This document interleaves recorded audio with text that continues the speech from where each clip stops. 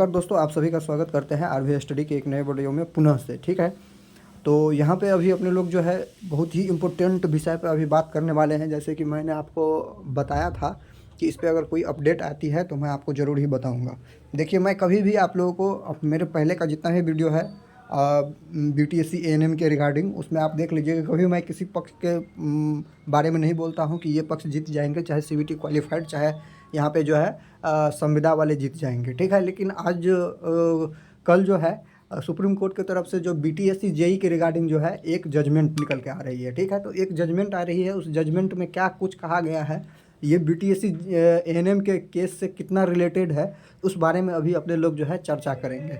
जो भी यहाँ पे ANM के सिस्टर नए हैं व्यूअर, वो प्लीज़ चैनल को जरूर सब्सक्राइब कर लीजिए, क्योंकि यहाँ पे आप ANM के रिगार्डिंग जो है सारे के सारे अपडेट देखने के लिए मिलते हैं। ठीक है, तो पहले चलिए देख लेते हैं उसका जजमेंट। देखिए, यहाँ पे जजमेंट का जो है एक मैंने उसका स्क्रीनशॉट लेके आपको दिखा रहा हूँ, जजमेंट का एक पेज का, जिसमें देखिए ये लिखा गया है। ठीक है, देखिए मैं किसी के पक्ष में नहीं बोल रहा हूँ, ठीक है ना, किसी के, ये सुप्रीम कोर्ट का जो कहा गया चीज़ है उसके बारे में मैं बोल रहा हूँ।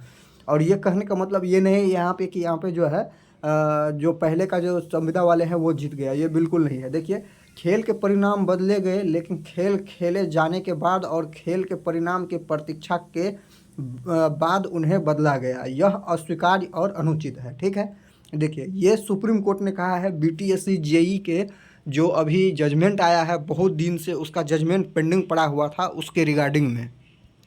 अब देखिए, एक चीज़ मैं यहाँ पे आपको बताते चलता हूँ कि ये कहने का तात्पर्य यही था BTSC JEE केस में सुप्रीम कोर्ट का, कि आप जो है अगर नियम बदल रहे हैं तो नियम बदलिए खेल स्टार्ट होने से पहले, खेल के बीच में या खेल के परिणाम आने के बाद जो है आप नियम बदल नहीं सकते हैं। BTSC JEE के BTSC में क्या हुआ था ये पहले आप लोग सुन लीजिए। देखिए, सबसे पहले जो है यहाँ पे नियम बनाए गए थे। नियम बनाने के टाइम पे जो है बहुत सारे ऐसे स्टूडेंट थे जैसे डिग्रीधारी थे, तो उनको बाहर कर दिया गया था पहले ही नियम में, कि जो भी यहाँ पे इंजीनियरिंग करे हुए हैं उसको जो है ये पॉलिटेक्निक वाले JEE वाले से बाहर कर दिया था, वो हो गया। उसके बाद जो डीन जो प्राइवेट कॉलेज के स्टूडेंट थे उनको भी बाहर कर दिया था, उसको जो AICTE से एफिलिएटेड नहीं थे उसको भी नहीं भरने दिया गया था।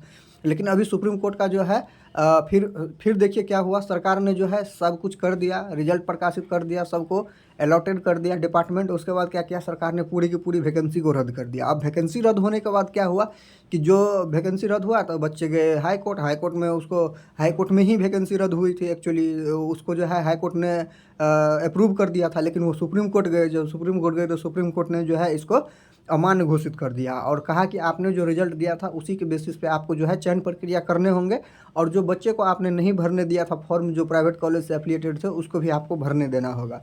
ठीक है, तो जब सरकार चाह रही थी फिर से कि हम एग्ज़ाम के बेसिस पे जो है इसको लें, ठीक है, लेकिन एग्ज़ाम हुआ नहीं था।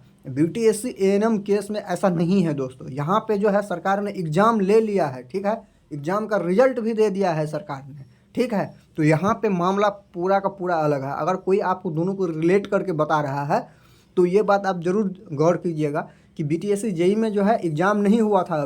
अभी जो आपको जो नंबर बेसिस पे होना था उसी के आधार पे मेरिट लिस्ट बना के सबको डाल दिया गया था, लेकिन यहाँ पर ये नहीं है।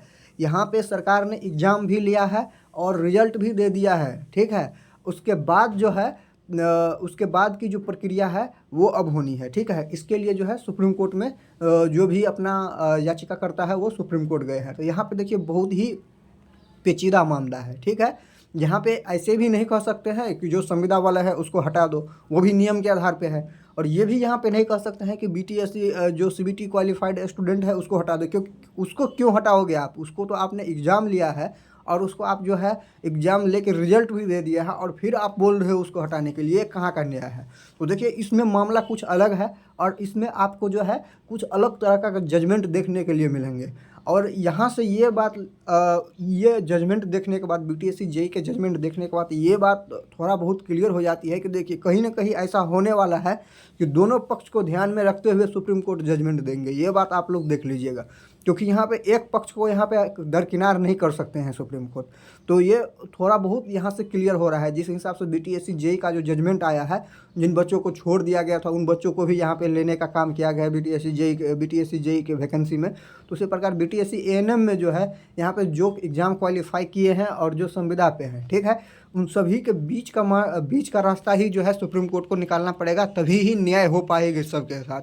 अन्यथा जो है एक पक्ष के साथ अन्याय हो जाएगा। क्योंकि यहाँ पे BTSC जेई के जैसा नहीं है कि कोई एग्ज़ाम का बात ही चल रहा है, अभी एग्ज़ाम नहीं दिया है। यहाँ पे सब एग्ज़ाम दे के यहाँ पे रिजल्ट ले लिए हैं, उसके बाद ज्वाइनिंग का इंतज़ार कर रहे हैं। उसको आप दरकिनार नहीं कर सकते हैं, और नहीं जो है आप संविदा वाले को दरकिनार कर सकते हैं, क्योंकि वो भी जो है आपको नियम के आधार पे ही जो है आपसे मांग रहा है। ठीक है दोस्तों, तो इस केस से ये थोड़ा बहुत आइडिया लग रहा है कि मॉडरेट फैसला आने वाला है, और फैसला किसी एक पक्ष में तो नहीं जाके जो है दोनों पक्ष को ध्यान में रखते हुए सुप्रीम कोर्ट फैसला देगा।